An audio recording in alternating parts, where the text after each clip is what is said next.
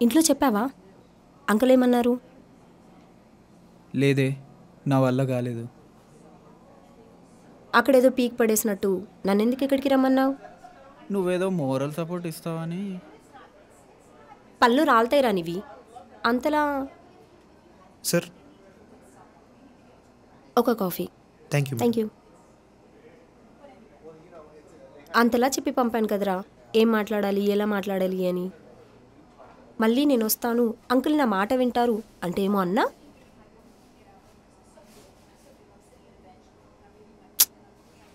అరే ఏడుస్తున్నావా?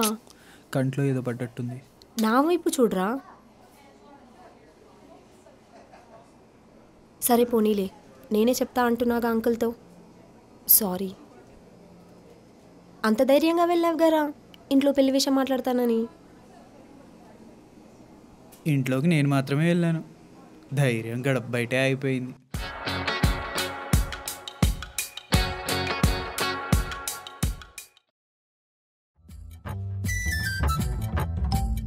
నాన్న,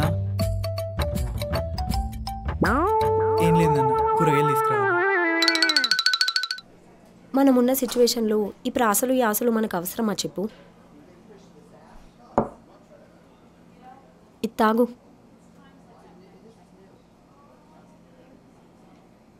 సరేలే, ఇక నేనే చెప్తా అంటున్నాగా అంకుల్తో. అయినా ఆయన ఎందుకో నాకు ఒప్పుకోరనిపిస్తుంది. అరే మనం ఏమీ చెప్పకముందే ఆయన రెస్పాన్స్ కూడా మనమే అనుకుంటే ఎలా చెప్పు? యునో, మనం రియాలిటీ కన్నా ఎక్కువ ఇమాజినేషన్లోనే ఎక్కువ సఫర్ అవుతాం. ఏడా ఇన్స్టాగ్రామ్లో చదివావా? అవును, అయినా అంకుల్ నా మాట వింటారని నాకు గట్టి నమ్మకం ఉంది. నాకు మాత్రం లేదు. నీ ఒపీనియన్ ఎవడు అడిగాడరా ఇప్పుడు? సారీ. అసలు నువ్వు అంకుల్ అంటే ఎందుకంతలా భయపడుతున్నావు?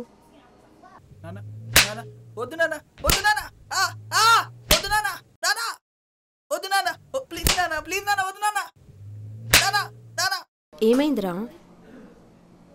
మా నాన్నతో కొన్ని మరపురాని కాదు మర్చిపోలేని జ్ఞాపకాలు గుర్తొచ్చాయి.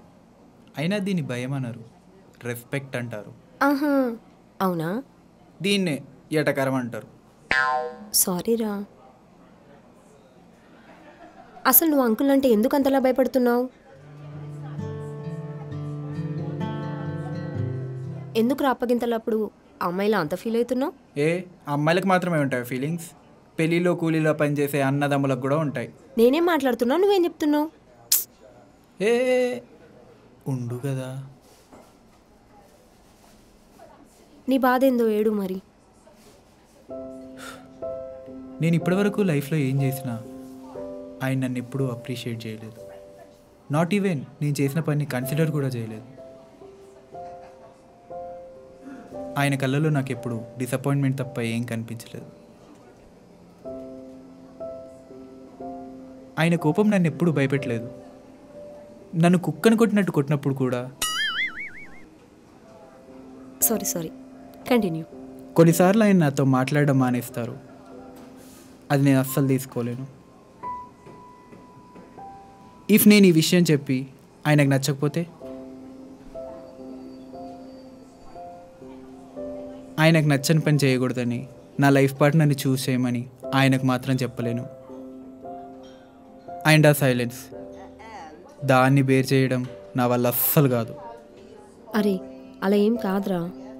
Don't ever confuse your struggle with your identity. ఆగాగు, ఇంకా అయిపోలేదు. మోర్ ఓవర్ ఆయన టిపికల్ ఇండియన్ ఫాదర్. అతి చెయ్యకు, అంకుల్ అలా ఏముండరు. అండ్ అతిశక్తి అలంకారాన్ని అంతలా వాడకు. చుట్టపు చూపుకు నువ్వు అప్పుడప్పుడు ఇంటికి వస్తే నీకేం తెలుస్తుంది?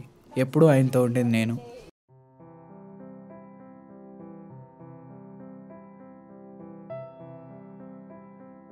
వద్దంకు. తీసుకోమ్మా, పర్లేదు. నీ చిన్నప్పటి నుంచి నువ్వు నా దగ్గర పెరిగిందానివమ్మా. నా దగ్గర ఎందుకమ్మా దాపరికం? నువ్వు నా బిడ్డలాంటి దానివమ్మా. కానీ నువ్వు ఎప్పుడైనా అబ్జర్వ్ చేసావా? The bad stuff is easier to believe. నరికేస్తా ఇన్స్టాగ్రామ్ అంటే. నీ గ్రాడ్యుయేషన్ అయ్యాక ఎన్నాళ్ళు ఖాళీగా ఉన్నావో గుర్తుందా? Maybe 2-3 years.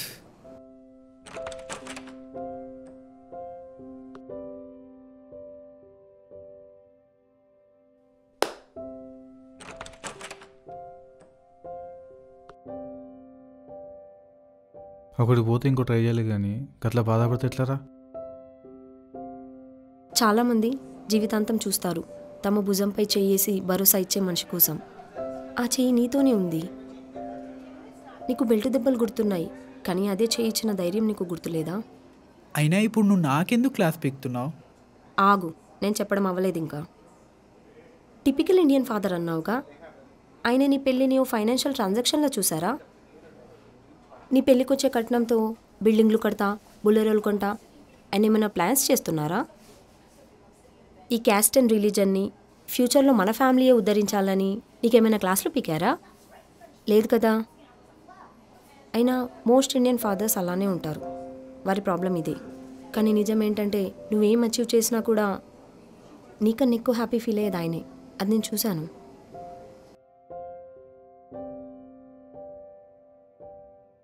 నానా,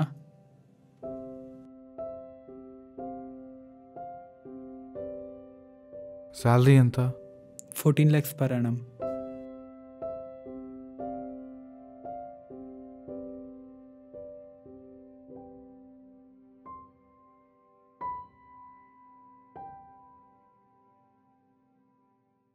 అమ్మలాగా వాళ్ళు అన్ని ఎమోషన్స్ చూపించలేరు.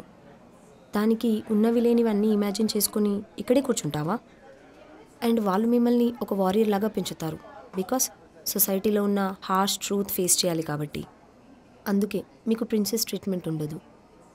పేరెంట్స్ యాక్షన్స్ తప్పు కావచ్చు, కానీ వాళ్ళ ఇంటెన్షన్స్ కావు. మేబీ నేనే ఆయన్ని తప్పుగా అర్థం చేసుకున్నానేమో.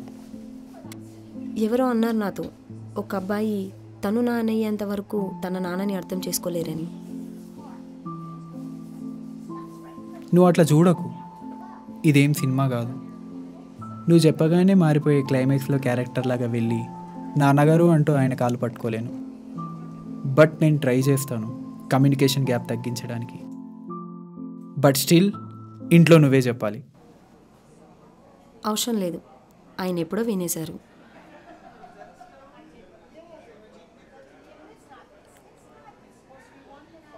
Sir bill. ఏంటిది, మేము 2 కాఫీలు ఆర్డర్ చేస్తే 4కి బిల్ వేశారు. థ్యాంక్స్, మీరు వెళ్ళండి. Thank you madam. వెనక్కి చూడు, వెనక్కి చూడరా.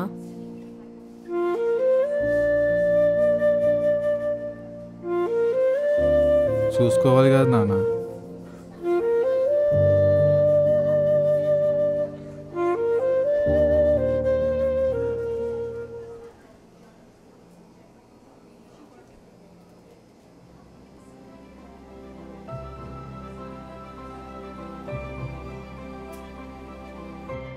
హ్యాపీయా?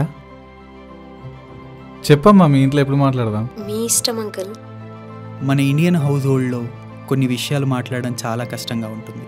మనం ఎన్ని వందల సార్లు మనకు ధైర్యం చెప్పుకున్నా వాళ్ళ ముందుకు వెళ్ళగానే మాట బయటికి రాదు. ఆ మౌనాన్ని వాళ్ళు రెస్పెక్ట్ అనుకుంటారు, మనం దాన్ని భయమని చెప్పలేము.